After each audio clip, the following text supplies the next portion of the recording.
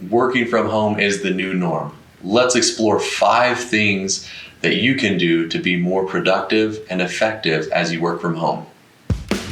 Master your industry, ace your exams, and score your dream job. I'll show you how on the Hipster Engineer broadcast.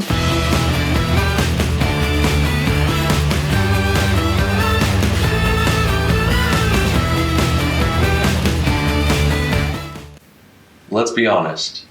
The new norm of working from home may or may not be your favorite thing. There's definitely pros and cons on both sides of working from home.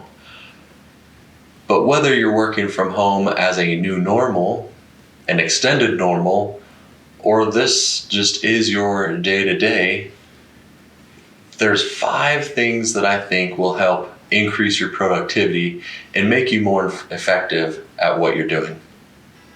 First thing, you need to make sure that you have your own space. Somewhere quiet, somewhere where you can focus, somewhere where you have a table, chair, maybe it's a desk, maybe it's a fold-out table. Then you also need to make sure that you have the materials that you need, whether those are PDF versions or actual hard copies of your standards or code books.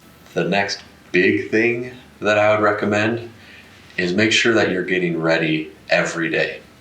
Take a shower, eat breakfast, work out if that's part of your morning routine, and then go downstairs, go across the hall, go from your bed to your desk. However long your commute is now, make sure that you're getting ready. You're dressing the part. You never know. You might be in video calls, so make sure you're wearing pants or maybe at least shorts. Make sure you're not in boxers or something like that. Again, just make sure that you're getting ready for it. Now, everybody is different. Everybody has different start times, different end times. So get to know what your schedule is. Whether or not that's the same as what you are doing at work normally, or it's the new schedule that you're adjusting to.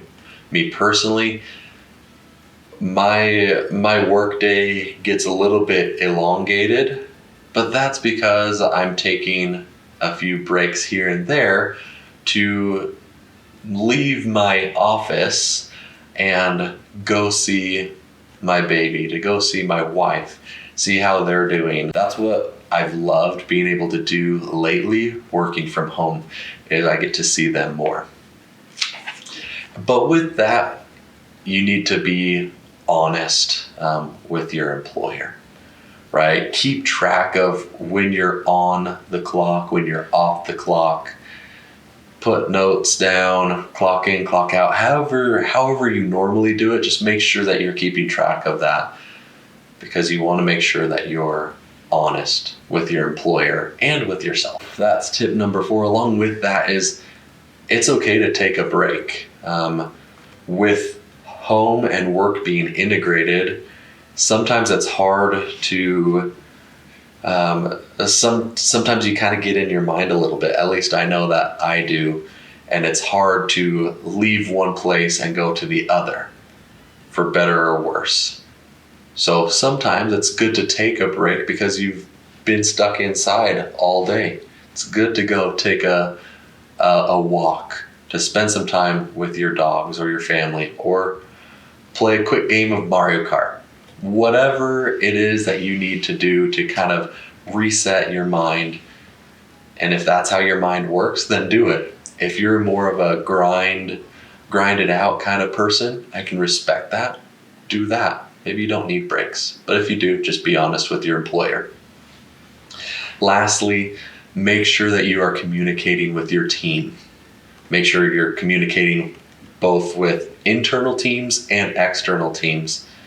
It's important to communicate phone calls, maybe you text your clients. So whatever is the best way to communicate with them, maybe you TikTok them, maybe not, right? Depending on what your situation is. Communicate with them means more than just an email.